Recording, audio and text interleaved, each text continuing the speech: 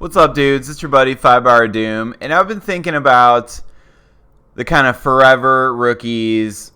You know, it's like you're 50 plus years old, you play a tournament once a week, and you're always at the bottom of the heap. You know what I mean? Like, you're never the player that people fear when you hit the table, and you're not really getting any better. You know what I mean? And I was thinking about these people, and just like, what do they need to do to get better? What are there some things you can do as one of these players, as like a lot of you guys are, you know, sad but true, a lot of you guys are this player.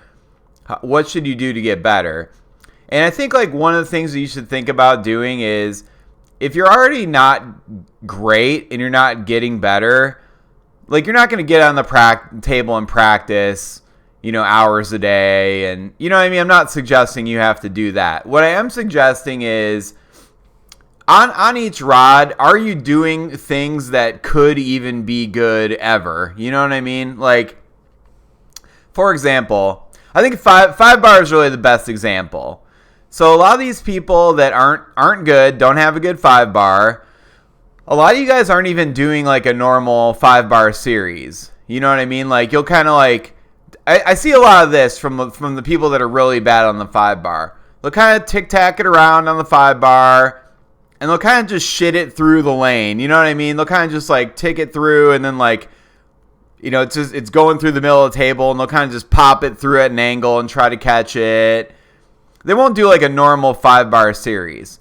So it's like, if you're not either, first of all, you have to pass on the wall. You know what I mean? You have to start with your man. The 3 bar man has to be on the wall. You can't have the man just floating out there. I don't know how many times I see these people just passing where, like, they got the ball on the 5 bar, they're moving it around, and then the 3 bar is just kind of floating in space. And then they'll either, like, when they go wall, they'll, like, move the 3 bar to the wall. Like, don't do that, dude. Like, and the reason you don't want to do that specifically is you're going to jar yourself off the wall.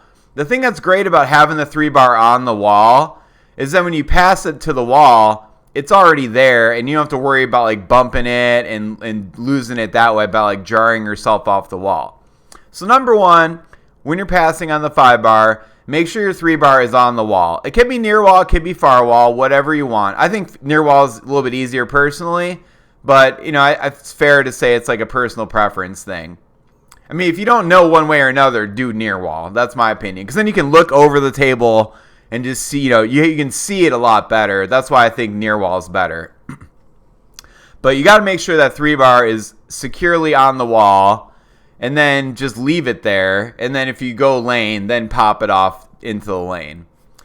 But the other thing is, you have to just pass it from either the near, like the second man, you know, you move it off that man and hit it with the first man, or you move it off that fourth man and hit it with the fifth man if you're going near wall. You can't do any of this middle crap.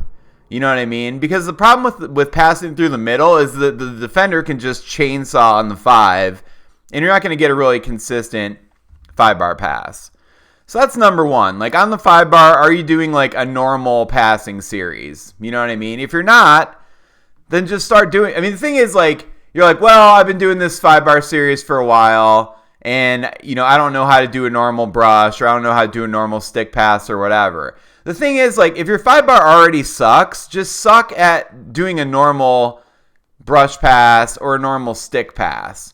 Those are the two I would recommend. Don't do this fancy fucking tic-tac garbage all these kids are doing. The skill required is too high, and there's just no reason to make your life that hard.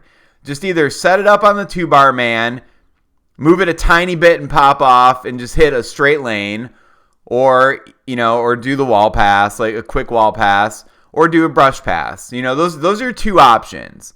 So if you're one of these guys who has a terrible 5 bar and you're not doing either a stick pass or a brush pass, just start doing it. You know what I mean? And you know, yeah, at first you won't be that good at it because you're not doing it, and eventually it will be better. So that's my first tip. On the 3 bar, if your 3 bar sucks, are you shooting a roller? No? Then start shooting a roller. That's all there is to it. Get a wrap. If you're not using a wrap, use a wrap. and just start shooting a roller. Because the thing with the roller is, it's the easiest shot to do. Like once you get good at it to where you can actually hit it on both sides, it's by far the easiest shot to just have like a competent shot, you know? So if you're normally setting up a pull shot and you're not very good at it, or God forbid you're shooting like a push or some other trash, you know what I mean? Just start shooting a roller. Pretty simple, dude. You know what I mean? You suck right now with your 3-bar, with whatever crap you're doing. You're going to suck shooting the roller, but just start shooting the roller. And then eventually you'll start hitting that roller better. And overall, you're going to wind up a lot better. And on the 5-bar defense, everybody's 5-bar defense should look pretty similar. I don't know what you're doing on the 5-bar if you have a really bad 5-bar defense. But I think a good rule of thumb is you got to move fast in between the holes. You got to make sure you're sitting on the wall sometimes, you know what I mean? And just sit there. And just like make sure you're not wasting a lot of time necessarily moving a ton between the holes. Like you want to move in between the holes, but you want to make those movements quick, and you want to sit in the 2 different holes. You know what I mean? You got to make sure you're spending time in the holes. So it's like maybe you're on the wall and you go like 2 times off and go back to the wall. Like you're on the wall, then like flip back to the wall and just sit there. You know what I mean? Just get these little like micro things you do. Or you're in the lane. You're like in the lane for 1 second, move quickly to the wall for 1 second, move quickly back into the lane and sit there for 1 second. And just build up these little rhythms where it's like you're moving quickly in between the holes and you're sitting in the hole for an extended period of time. You know what I mean? Because basically, like, you want the guy to pass into your man. You know? You have to move a little bit. You can't just sit in one hole the whole time, necessarily. But, if you're just kind of flailing and you don't have any kind of plan, then make this your plan. Sit on the wall, sit in the lane, and just make sure you're spending some time in each of those holes and kind of mixing it up. You know what I mean? 5RD is a little bit tougher. I'll give you that. You know what I mean? So maybe you're not going to be the best of the 5-bar defense right away. On the goalie rods, I think there's just some basic mistakes a lot of people are making as well. Like, one of those mistakes is going too far on the sides of the goal. You know what I mean? You have that arc painted onto the table. It's in kind of the, there's like that box, and there's this like the arched thing in the middle. And you don't really want your men to go too far outside of that arch. You know what I mean? Like, for example, like with your goalie rod, if you ever have your goalie rod to where it's pushed all the way in to where it's touching the wall, or it's pulled all the way in to where it's touching the wall, you've gone too far. You're giving up some, because like the edge of the man is right at the edge of the goal. That's not good. You know what I mean? Because you could move it off like a good 3/4 of an inch, and you'd still block every single shot that ever goes to that side of the goal. So that's one thing I definitely see from a lot of players that aren't as good, is they're like, moving the guys around like crazy. And a lot of times, like, they're hitting the wall on the 3-bar. And anytime you hit the wall, you've gone too far. So, and like the goal defense is more precise. Like, you really have to focus on not going too far on either side. Same thing with the 2-bar. You kind of have to look at that arch, that the arch part of the table it's painted on, and try to just stay within that. You know what I mean? Have your men, the farthest they should go out should be kind of like on the edge of that. You know what I mean? So if you can do that with your goalie rod and your 2-bar, you're going to be in a lot better shape, because you're not just going to be overrunning the goal. The problem is, like, if you overrun it, then you just leave more holes in the middle of the table that are going to be easier, that your opponents can hit. You're just making the goal bigger. I think another big mistake people make in the goalie area is like switching your men a lot. So like if you're constantly just switching the men, then anytime you switch, you'll if you look at the switching motion, it's like you start switching them.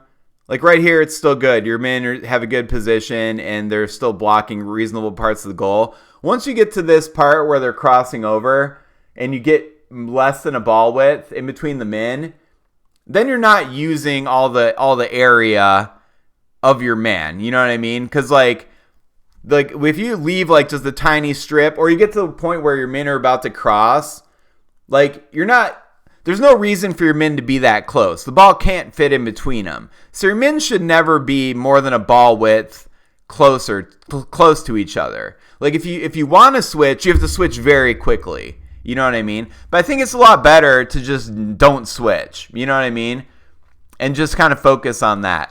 I think one thing that's really good is doing like the reverse defense, where you push in your 2-bar, because if you do a reverse where your 2-bar is on the farther away side, if you push your 2-bar all the way in, that's actually very good, because you'll push your 2-bar all the way in, and there's only like a dead bar shot that can go around it. You know what I mean? So like doing a reverse kind of makes it to where on your 2-bar at least you can't overrun.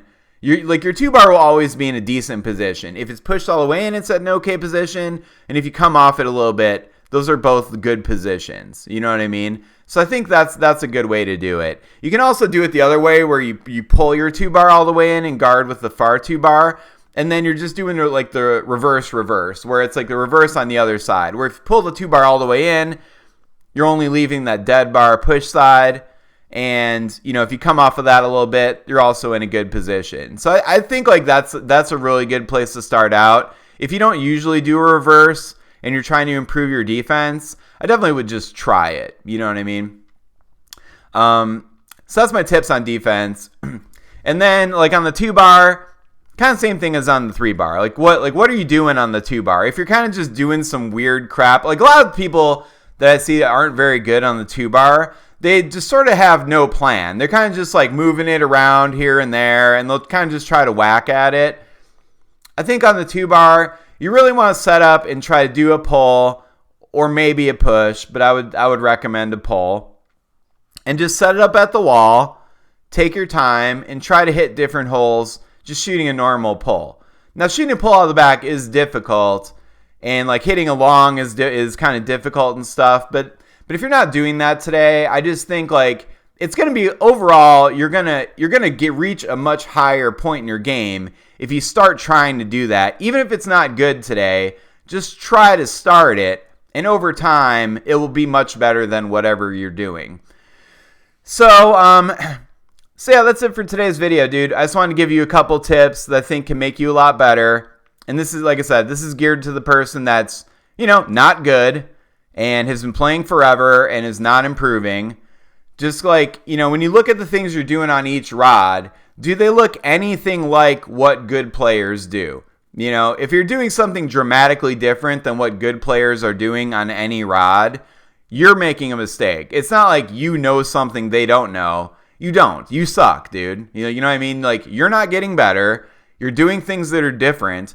Don't do things that are different. Just copy good players. And over time, and at first it's going to suck. That is the reason you're not doing it. Because you're already not that great at foosball. I assume you've tried some of these things over the years and you just haven't had success with it. So you fall back to whatever weird stuff that you do. But it's not working for you. You know what I mean? So that's why you just have to abandon whatever you're doing. And then on each of these rods, try to at least pick a strategy that in theory other top players are doing. And then, you know, and you won't be great at it at first. But, you know, 2, 3, 4, 5 tournaments go by and you'll start to get it. And that's just going to make you a better player. And it's not like you have to sit around and practice all day. It's not like you have to, you know, devote your whole life to it. You know, you can play that one tournament a week and slowly improve. But, you know, shoot a roller up front, do a brush pass or a stick pass, and kind of close up a couple of these other holes in the rest of your game. And that's just what I would recommend to you. So anyway, just a friendly recommendation from your buddy 5-Bar Doom. Let me know what you think in the comments, and I will see you guys in the next video.